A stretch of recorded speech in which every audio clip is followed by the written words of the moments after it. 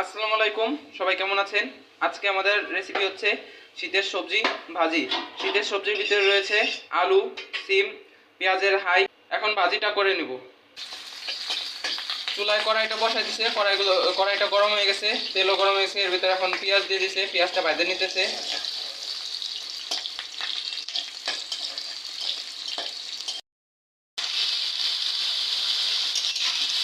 এখন সিম আলুটা ডালে দিচ্ছি। হলুদের গুঁড়া, স্বাদ মতো লবণ, একটু হলুদের গুঁড়া আর লবণ দিয়ে দিছি। আর কোনো মশলা দিব না, এভাবে ভাজিটা করে নিব। সামান্য একটু পানি দিয়ে দিব যাতে সবজিগুলো ভালো মতন সিদ্ধ হয়ে যায়। এখন একটু ঢেকে দিব।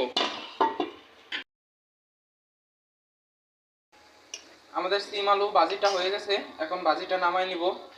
দেখেন কত সুন্দর কালার আসছে, গ্রানো মাসাল্লাহ আসছে। এখন নামাই নিব।